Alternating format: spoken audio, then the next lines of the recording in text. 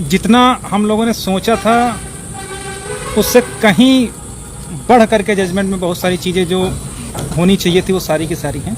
तो एक बार 60 में जो ऑपरेटिव पोर्शन है वो मैं आपको बता दूंगा, बाकी सारी चीज़ें धीरे धीरे करके क्लियर होंगी क्योंकि जजमेंट सामने है। तो पहली चीज़ तो जो स्पेशल अपील का जो खंडपीठ का निर्णय है वो सीधा सीधा पहला तो ये है कि जो पुरानी जो सेलेक्ट लिस्ट है उनको टोटली इग्नोर कर देना है, उनका कोई अस्तित्व नहीं बचा है। उसके स्थान पर एक नई सेलेक्ट लिस्ट प्रिपेयर करनी है, पहली चीज़।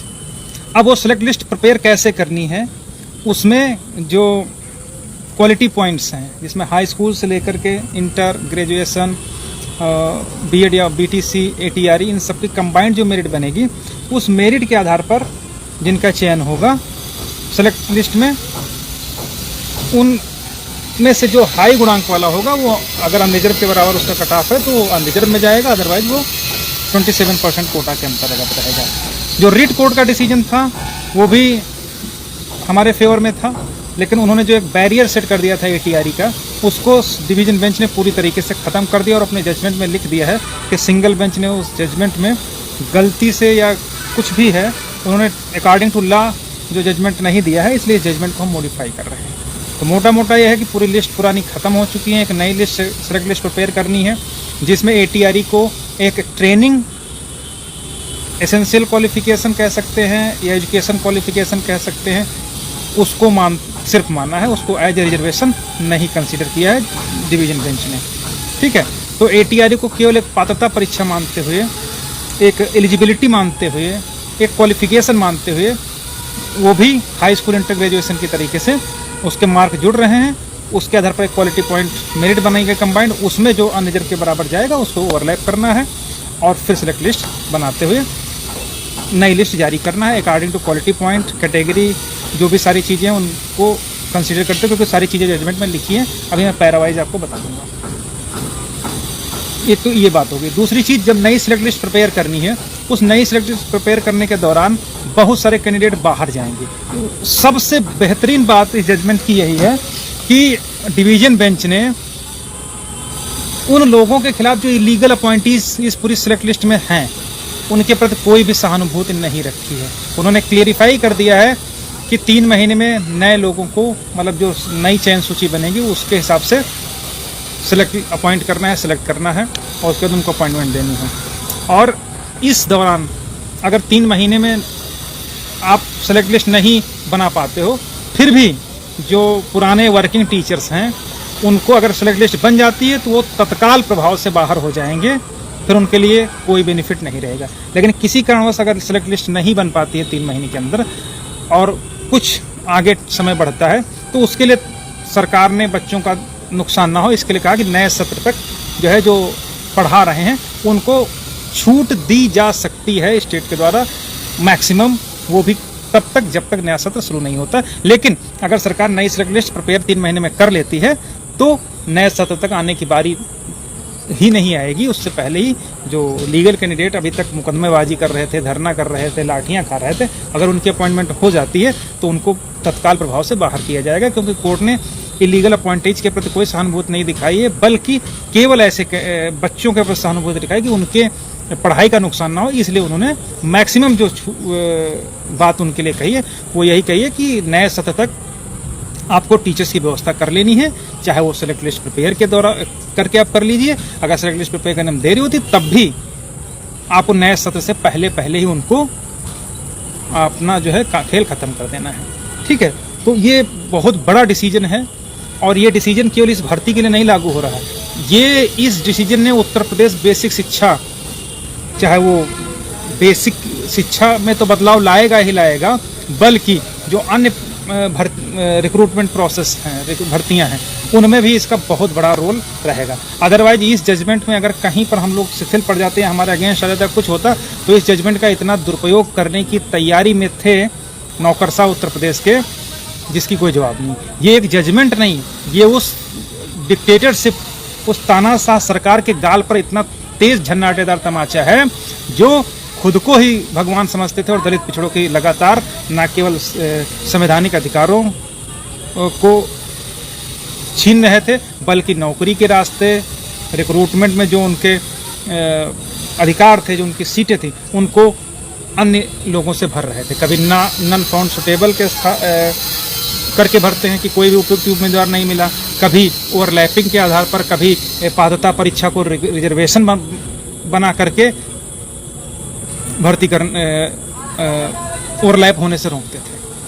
कि कभी टीईटी को मान लिया गया कि फर्स्ट स्टेज है, इससे पहले जजमेंट हुआ था उसमें टीईटी को कहा था कि यही रिजर्वेशन हो गया। उसके बाद जब उसमें नहीं ये जीत पाए तो यहाँ पर लेकर के आए एटीआरई की, चलो एटीआरई में इनको हम पटक देंगे। लेकिन जब लड़ाई और मेहनत और नीयत साफ होती है तो इस तरीके के निर्णय न्यायपालिका के कहीं ना कहीं जो युवा वर्ग है, जो वास्तव में एलिजिबल कैंडिडेट्स हैं, जो न्याय के लिए माननीय उच्च न्यायालय का दरवाज़ा खटखटाते हैं, तो उनको ये भरोसा रहता है कि कम से कम हमको न्याय मिलेगा। वो इसी तरीके के जजमेंट से प्रूफ होता है। और यही जजमेंट आम जनमानस में, आम अभ्यर्थियों के मन में न्यायपालिका के प्रति विश्वास को सुदृढ़ करते हैं कि कम से कम चलो हमें न्यायपालिका से न्याय मिलेगा। और उसकी एक बानगी आज के जजमेंट में है कि कल तक जो लोग कह रहे थे कि कुछ नहीं होगा, कोई लीगल अपॉइंटीज बाहर नहीं होगा, कुछ नहीं होगा, यहाँ तक कि उत्तर प्रदेश के जो मुखिया हैं वो भी खुले मंच से किस तरह से कह रहे थे। मुझे बड़ा दुख होता कि एक खुले मंच से हमारा मुखिया ये कह रहा है कि फलानी भर्ती में इतने ओबीसी हो गए, ढमाकी भर्ती में इतने एससी हो गए। अरे अगर एससी ओबीसी हो ना, अलग बात है। अगर अनरिजर्व में कोई बंदा जा रहा तो ओबीसी एससी में नहीं काउंट होगा, वो कैटेगरी में नहीं काउंट होगा। वो तो अपनी क्षमता के बल पर, अपनी मेहनत के बल पर, अपनी मेधा के बल पर जो है अनरिजर्व सीट पर फाइट कर रहा है। और अनरिजर्व सीट किसी की बपौती नहीं, उनको आप किसी भी तरीके से किसी वर्ग विशेष की सीट के रूप में काउंट नहीं कर सकते हैं, चाहे वो आप एससी की सीट कहिए या ओबीसी की सीट कहिए। वो तो अनरिजर्व है, अनारक्षित है, उसमें कोई भी जा सकता है, ओबीसी भी जा सकता है, एससी भी जा सकता है, फिजिकल हैंडीकैप्ड भी जा सकता है, अनरिजर्व कैंडिडेट भी जा सकता है, सब। वो तो ओपन कंपटीशन है, जो लड़के पाया जाए।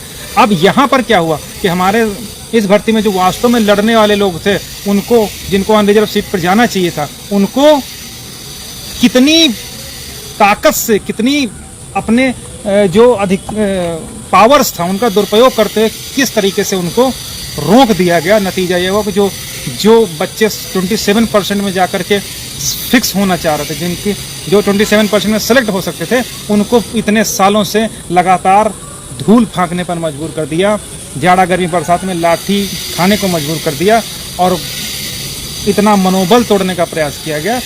लेकिन इस जजमेंट ने प्रूफ कर दिया कि हम लोगों की जो लड़ाई थी वो कहीं ना कहीं इस आताताई सरकार के साथ साथ उस मानसिकता से भी थी जो इस चक्कर में थी कि हम इनको मेंटली ब्लॉक करके इस भर्तियों में ना केवल आरक्षण देंगे बल्कि आगे भी इस तरीके के क्रियाकलाप करते रहेंगे, ताकि जो ओबीसी एससी थोड़ा आरक्षण पा करके समाज की मुख्य धारा में आ रहे हैं उनको आने ही नहीं देंगे, बल्कि उनकी आने वाली जनरेशन को ही खत्म करने का प्रयास करेंगे। क्यों? क्योंकि सारे अब उच्च पदों पर जब वही लोग बैठे हैं तो नीचे वालों के लिए कहीं भी कोई पॉलिसी नहीं बन सकती है। लेकिन पहली बार जो लोग इस जजमेंट को पूरा पढ़ेंगे तो उनको ये एहसास होगा कि वास्तव में कहीं ना कहीं इस जजमेंट ने हम ना केवल हम लोगों को बल्कि बहुत बड़ा एक हथियार दे दिया है।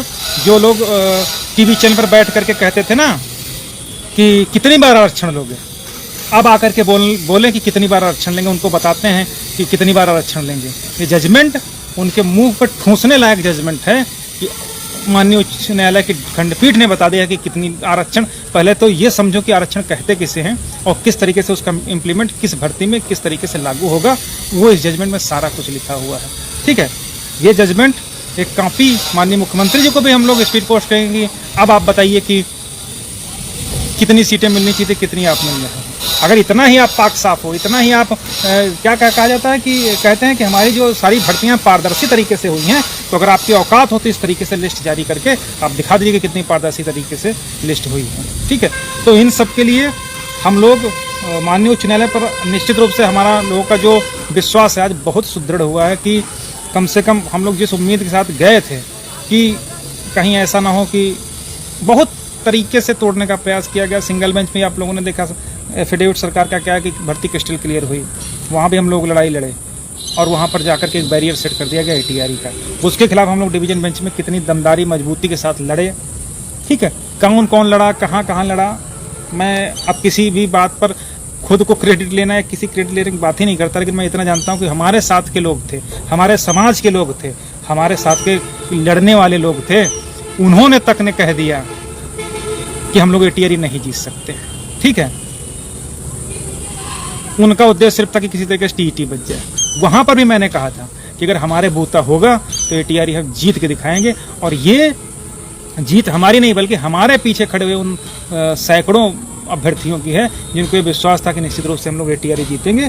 और इसीलिए जो अपील अलाउ हुई है, आप लोग देखिए, महेंद्र पाल बनाम उत्तर प्रदेश सरकार, हमारी अपील बाकी सारी कॉपी पेस्ट हुई है। और जो आप उठा करके देख लीजिए सारी चीज़ें जो हम लोग आप चाहे क्वालिटी पॉइंट्स वाला देख लीजिए, चाहे हमारा आर्गूमेंट देख लीजिए, जिसमें हमने कहा है कि कैटेगरी वाइज क्वालिटी पॉइंट कुछ भी नहीं डिस्क्लोज किया गया, वो सारी चीज़ें हैं, सब कुछ हमारा जो जजमेंट में सारा चीज़ कोटेड है। और आप ये मान के चलिए कि इस जजमेंट को सरकार चाहे जितना जोर लगा ले, कहीं ना कहीं उसको अब अपने जो है भागना ही पड़ेगा।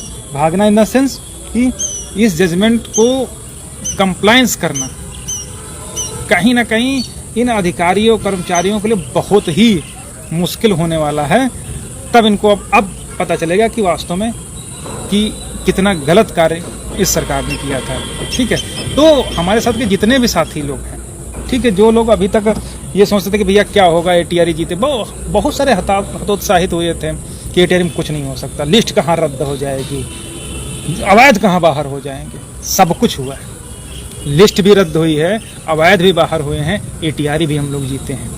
अब इससे ज़्यादा मैं कुछ और ज़्यादा बहुत कुछ नहीं कहना चाहूँगा, लेकिन इतना ज़रूर है कि जो माननीय उच्च न्यायालय का खंडपीठ का डिसीजन आया है, ये आने वाली भर्तियों और उत्तर प्रदेश सरकार की जो दलित पिछड़ा विरोधी मंशा है, उसके विरुद्ध ये बहुत बड़े हथियार का काम करेगा। और अब कोई भी रिक्रूटमेंट होगा, ये बिल्कुल आप जान लीजिए, ये रिक्रूटमेंट केवल ये आदेश केवल 69,000 शिक्षक भर्ती के लिए नहीं है, बल्कि अब जो भी रिक्रूटमेंट भविष्य में होगा उत्तर प्रदेश सरकार में, उत्तर प्रदेश सरकार एक बार ये जरूर सोचेगी कि हम कम से कम दलित पिछड़ों के साथ अन्याय नहीं करेंगे। वरना जितने अब इस जजमेंट के साथ जितनी इनकी भद्द पिटनी है, वो अब आने वाले समय में इनको दिखाई देगा।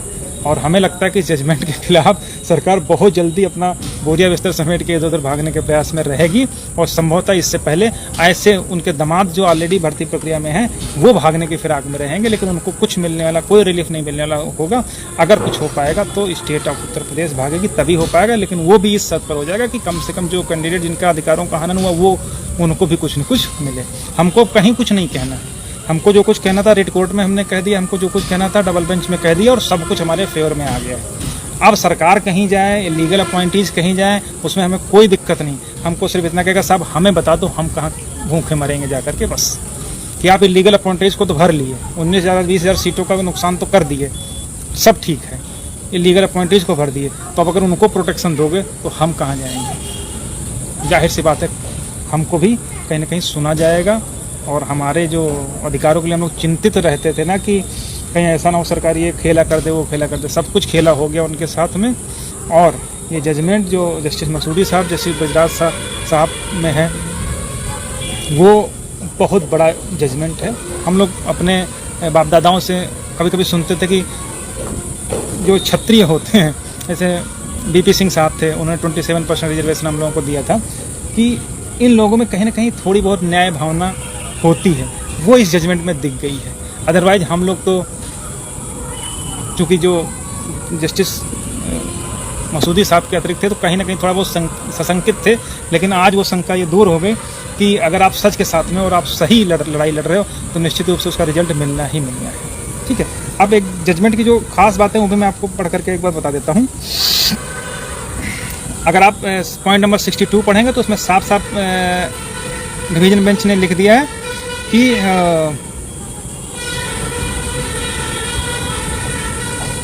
The state government authorities shall prepare a select list of 69,000 candidates for appointment as assistant teacher on the basis of ATRE 19 as per appendix 1 to the service rule 1981 afresh ignoring the select list dated so and so. कि मतलब जो पुरानी एक list है 1/6/2020 की और 5/1/2022 की, इनको पूरी तरीके से इग्नोर कर देना है। इग्नोर कर देना मतलब इनको ख़त्म कर देना है, क्यों? क्योंकि ऑलरेडी जो सिंगल जज है उन्होंने इस लिस्ट को क्वेश कर रखा है, यानी कि जो पुरानी सिलेक्ट लिस्ट रही हैं 1 जून 2020 की, उसको और 6800 को उन्होंने कहा है कि पूरी तरीके से इग्नोर करना, उससे कोई लेना देना नहीं है। एक फ्रेश लिस्ट बनानी है जिसमें ATRE और क्वालिटी पॉइंट्स के आधार पर मेरिट बनेगी, और उसमें जो टोटल कंबाइंड मेरिट बनेगी उसके आधार पर जो अनरिजर्व में जाएगा वो अनरिजर्व ट्रीट होगा, बाकी जो कैटेगरी में जाएगा वो कैटेगरी में ट्रीट होगा।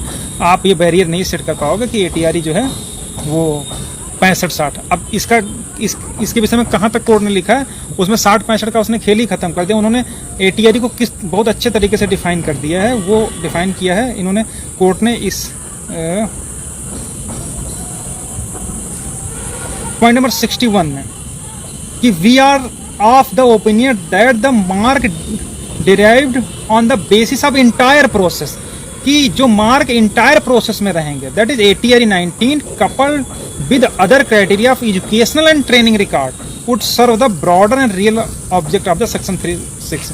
जो हम लोग कोर्ट ने कहा था कि जो रूल, तो हम लोग इस पर बहस भी किए थे और हम लोगों ने डिस्कस भी किया था कि जो ब्रॉडर वे में है रिजर्वेशन का लाभ, यानी रूल 36 का जो लाभ है वो ब्रॉडर वे में तभी मिलेगा जब इंटायर प्रोसेस के तहत मार्क जुड़ेंगे, चाहे उसमें एजुकेशनल क्वालिफिकेशंस होगी और ATRE होगा, तो वहाँ पर रिजर्वेशन माना जाएगा, ना कि केवल ATRE लेवल पर। तो ये बहुत बड़ा डिसीजन है और इसके खिलाफ इतनी जल्दी कोई रिलीफ किसी को मिलने नहीं जा रही। इसके अलावा पॉइंट नंबर 60 में कोर्ट ने लिख दिया है 60 में, since as per rules merit list is statutorily defined and the list has to be drawn on the basis of quality point mark from the inclusive standard specified in the appendix 1, therefore the view taken by the learner single does not seem to be a correct view within the purview of law.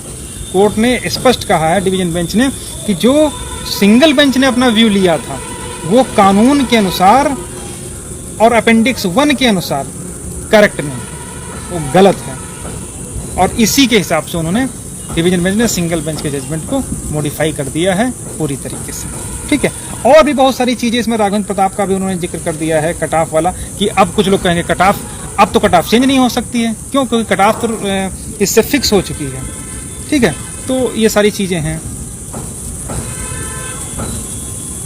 फिर point number 57 में भी लिखा कि the rule of migration would only come into play on the determination of overall merit.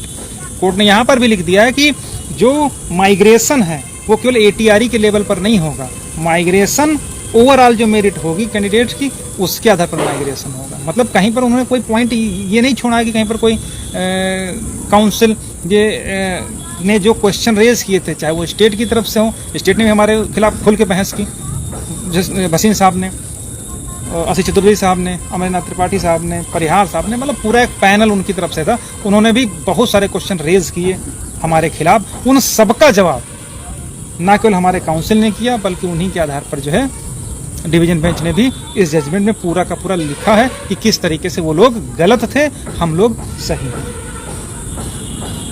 ठीक है, तो उसमें उन्होंने जो माइग्रेशन, वो लोग बार बार चिल्ला रहा था कि ATRE का माइग्रेशन हो रहा है, तो उन्होंने कहा कि माइग्रेशन क्वालिटी पॉइंट यानी इंटायर प्रोसेस के तहत होगा, उसका भी जवाब उन्होंने लिखा है।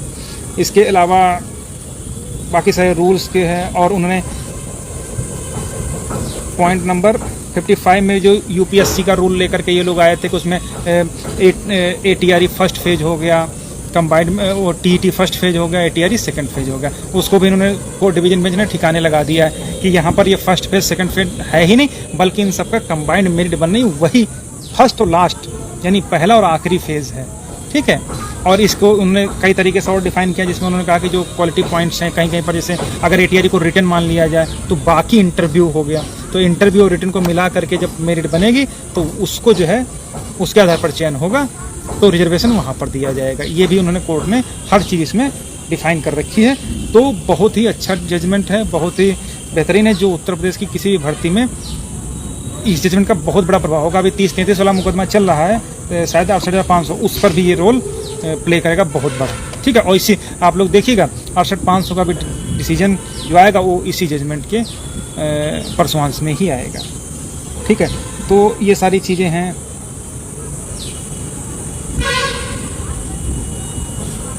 और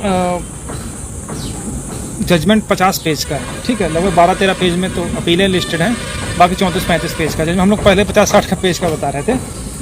और ये जजमेंट, इसमें जिसको बोलते हैं क्रस्ट है, मतलब पूरा निचोड़ है सिंगल बेंच का। अन्य जितने मुकदमे, इसमें सिर्फ हर एक लाइन अपने आप में निचोड़ है। कुछ भी मतलब, जो मैंने पूरा जजमेंट पढ़ लिया है, तो जो भी जजमेंट पढ़ा है, इस जजमेंट में कहीं पर भी कोई कथा कहानी नहीं लिखी गई है। जो भी लिखा गया एकदम सॉलिड लिखा गया है, और कोई भी घुमाने फिराने वाली बात उसमें नहीं की है। टू द पॉइंट हुआ है, जैसे टू द पॉइंट मसूदी साहब जजमेंट करते हैं, उसी के अनुरूप जो है जजमेंट है। क्योंकि अगले साल रिटायरमेंट भी है जज साहब का, तो हम लोग सोचते थे कि शायद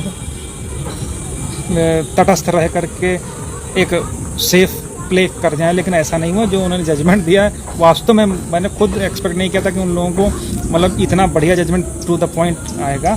क्योंकि हर चीज़ जो हमने बहस करी है, हर चीज़ उन्होंने ना केवल नोट करी थी, बल्कि उसको जजमेंट में भी नोट किया है। और आप लोग जजमेंट जब पढ़िए तो उसमें सब कुछ लिख के रखा है, सारी चीज़ें, ठीक है। तो ये सब बातें हैं। बाकी जितने भी साथी हैं, अब अभी तक हमको नचा रही थी स्टेट, अब स्टेट नाचेगी। वो खुद जो है, अब उसके पास कहने के लिए कुछ नहीं बचा है। पूरा घोटाला उसका जो है सामने आ चुका है।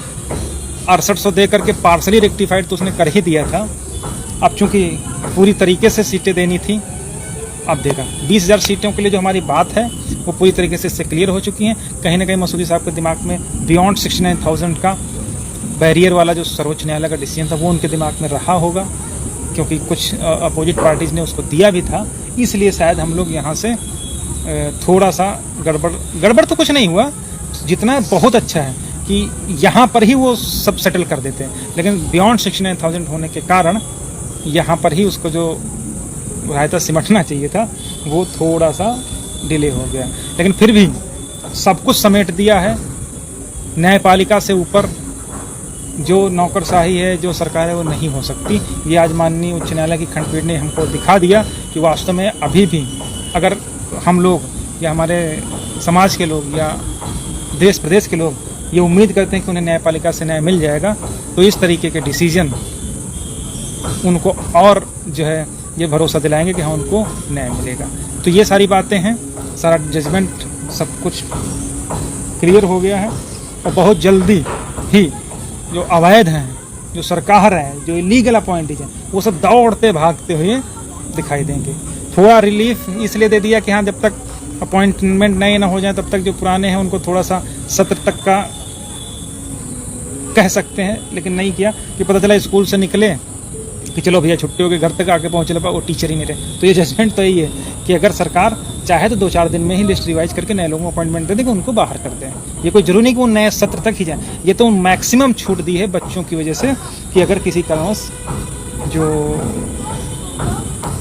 अपॉइंटमेंट नहीं हो पाती हैं, जैसे भर्ती प्रक्रिया में पूरा लिस्ट और करके काउंसलिंग, मतलब जो भी है चीज़ें, उसमें अगर कुछ टाइम लगता तो भी उनको मैक्सिमम उतना टाइम है, उससे पहले उनको बाहर कर ही देना है। नहीं बाहर करेंगे तो उस टाइम पीरियड के बाद स्वतः वो बाहर हो जाएंगे, क्योंकि कोई भी जजमेंट 3 महीने बाद अगर उस पर इंटरिम ऑर्डर नहीं होता तो वो फाइनलाइज हो जाता है। फिर जो है उनको अपने आप स्वतः वो जो है बाहर रख जाते हैं। इसलिए उनको जो भी प्रक्रिया पूरी करनी है वो इसी पर्टिकुलर समय में पूरी कर लेनी है। लेकिन जहाँ तक मैं समझ पा रहा हूँ, बहुत जल्दी दिल्ली से दौलताबाद लोग भागते दौड़ते नजर आएंगे। ठीक है, बहुत सारी चीज़, लगभग जितनी सारी चीज़ें हैं वो सब चीज़ें लिख दी हैं। और बाकी जितने भी हमारे साथी जुड़े थे, सभी का बहुत बहुत धन्यवाद कि इतने हमारे साथी हैं कि हमारे साथ खड़े रहे। और इस लड़ाई में जहाँ पर लगभग हम लोग मतलब कल्पना के अजूम करिए कि हम लोग कहाँ पर थे और आज कहाँ पर आ करके गिरे। एक समय लग गया था कि सब कुछ खत्म हो गया था, सरकार ने आपस में 2 फाड़ करवा दिया था, सिलेक्ट लिस्ट जारी कर दी 6800 की। ये होगा कि 6800 हो गए, फिर हम लोगों को अछूत समझा जाने लगा कि अरे ये तो लो मेरिटोरियस है, हम तो 6800 वाले हैं, हम तो खुदा हैं, क्योंकि हमारा लिस्ट में नाम छप गया है। वहाँ पर भारती पटेल बनाम उत्तर प्रदेश सरकार में काम खत्म कर दिया। उसकी अपील बनी राहुल बनाम उत्तर प्रदेश सरकार, वहाँ से एक सीट पर 2 लोग नहीं हो सकते, वो भी हुआ। वहाँ से हम लोग खींच करके लाए जबड़े से, और यहाँ पर स्पेशल अपील में आकर के वो सब कुछ मिल गया जो हम लोग एक्सपेक्ट कर रहे थे कि हाँ इतनी सीटें मिलेंगी ही मिलेंगी। और इन सब के बीच में बहुत सारे लोग हर तरीके से मेंटली, फिजिकली हर तरीके से, चाहे वो टार्चर करना हो, चाहे फेसबुक पर फर्जी आईडी बना करके गाली देना हो, चाहे कुछ भी करना हो, हर तरीके से कर लिए। लेकिन फाइनली आज उन सबको भी एहसास हो गया कि उनके लिए अगर कोई लड़ा है तो कैसे लड़ा है। बाकी तो स्कॉर्पियो से लेकर के, फॉर्च्यूनर से लेकर के बहुत सारे हो गए। लेकिन वास्तव में मैं खुद पे घमंड नहीं करता, लेकिन इतना जरूर कहता हूँ कि इन लोगों का औकात नहीं थी कि एक लाइन लिखवा जाते हैं स्पेशल अपील में। मैं बताता हूँ, स्पेशल अपील नहीं फाइल कर सकते थे ये लोग, ठीक है। तो वो सब तो खैर ठीक है, लेकिन इन्हीं में से ऐसे लोग थे जो ये कह रहे थे कि अब ATRE पर कुछ नहीं होगा। एक वो बैल कह रहा था ATRE का ये नहीं चेंज होगा। बेटा ये तो चेंज हुआ है, पूरा तुम्हारी गुड़ा गणित चेंज हो गया है, ठीक है। मैंने कभी भी किसी को, जब तक उपलब्धि हाथ में नहीं आती है तब तक मैं कुछ नहीं कहता, लेकिन आज है इसलिए बोलता हूँ कि जब भी किसी के उसमें बोलो तो जबान और दिमाग, जब दिमाग शांत रहना चाहिए और जबान कम चलनी चाहिए, ठीक है। मुझे आज भी याद है, मैंने हमारे साथ के जितने लोग जो फ़ोन पे बात करते हैं, मैंने कहा था जिस दिन उस कोर्ट में बहस हो रही थी, क्या नाम, वो चौधरी थे सर, विवेक चौधरी साहब थे या कोई उन्हीं की कोर्ट थी। जब CSC, अब नाम नहीं लूँगा नहीं तो आप लोग जान जाओगे कि रणविजय साहब थे, कि उनकी और अन्य लोगों की इतनी कुटिल मुस्कान देख करके मेरा खून और कलेजा सब एकदम फट गया था। उसी दिन हमने सोचा था कि कहीं ना कहीं हमको उसको पाल करके इनको उसका जवाब देना है, और आज उसका जवाब उन लोगों को भी मिल गया होगा कि इतना पर डेट वो लोग 5-5 लाख 6-6 लाख रुपए ला करके काउंसिल खड़ा करते थे, और उन आज जा करके अपने एक जो कुछ अपने लिए कुछ नहीं करवा पाई, स्टेट एक लाइन नहीं लिखवा पाई, और हम लोगों ने सब कुछ करवा लिया, ना केवल ऑपरेटिव पोर्शन में बल्कि सारी चीज़ें, ठीक है। तो वो भी हमको कहीं ना कहीं बहुत कष्ट रहा, लेकिन कहते किससे, न तब कहा ना आप कह रहे हैं। लेकिन इतना ज़रूर है कि तकलीफ हमको 6800 की लिस्ट आने पर भी जो हमारे साथ के लोगों की हुई थी तब भी उसका रिजल्ट मिला, चाहे जब स्पेशल अपील में थे तब भी जो लोग हंस रहे थे हम लोगों के ऊपर कि बेवकूफ़ हैं, लेकिन आज हम हंसेंगे। जब जाएंगे तो निश्चित रूप से उनसे मिलेंगे जा करके, स्पेशली और जजमेंट रिसीव करेंगे, सब रिसीव कर लिए, तब हम हंसेंगे, ठीक है। और उनको खुद उनकी हंसी का परिणाम मिल गया होगा कि वास्तव में ये अहिर गडरिया धोबी धानुक पासी चमार को वो लोग क्या समझते थे कि एकजुट होकर के ये लोग नहीं लड़ पाएंगे आपस में। हमने एक रोटी फेंक दी 6800 की, अब तो आपसे हम कट मर जाएंगे। लेकिन अगर नीयत साफ हो तो सब कुछ सही रहता है, और उसी का परिणाम है कि इतना सब कुछ घाल मेल होने के बाद आज फाइनली एक चीज़ पर ही आकर के सब कुछ डिपेंड हो गया था, दैट इज ATRE। और आज की डेट में इग्नोरिंग ऑल लिस्ट हो गया कि मतलब जहाँ पर मैं हूँ वहीं पर अन्य लोग भी हैं, वहीं पर सब लोग भी हैं। अभी भी कुछ कहने के लिए शेष नहीं है, लेकिन इतना ज़रूर है कि आगे अगर कुछ इस भर्ती में होगा क्या, अभी सब पूरा सब भागता हुआ अमला आपको दिखेगा, बहुत जल्दी दिखेगा, ज़्यादा टाइम नहीं लगेगा, तब आप लोग देखिएगा कि कितना बड़ा डिसीजन है, ठीक है। तो ये सारी बातें हैं, तब तक कोई भी साथी परेशान ना हो, हताश ना हो, और हम लोग पूरी तरीके से जीत चुके हैं, ठीक है। और जिसकी 100 बार गर्ज होगी वो हमको बुलाएगी कि भैया आओ, चाहे वो किसी अपील में जाए, चाहे वो अन्य रास्तों पर विचार करें, बिना हमारे नहीं हो। क्यों? क्योंकि बिना हमारे इसलिए क्योंकि आपको फिर लिस्ट पूरी रद्द करनी पड़ेगी, और वो आपकी बस की है नहीं। क्योंकि एक तो आप दलित पिछड़ों से दुश्मनी लिए घूम ही रही हो, उनसे भी ले लोगे क्योंकि वो तो तुम्हारे दमादी हैं, उनको क्यों करने लगोगे, तब सोचोगे कि ये तो हमारे घर के हैं। अगर उनको बाहर ही इतनी आसानी से करना होता, इसलिए हर जगह आपने उनको प्रोटेक्शन दिया, क्या है नौकरी में हो, चाहे उनकी तरफ से प्राइवेट काउंसिल हायर करने में, हर तरीके से प्रयास किया। लेकिन आज जा कर के इतना संतुष्टि मिल गई कि जिन लोगों ने बहुत हतोत्साहित किया कि हाँ नहीं जीत सकते, इनवैलिड नहीं बाहर हो सकते, कुछ नहीं हो सकता, उनके मुंह पे जरूर तमाचा हो गया।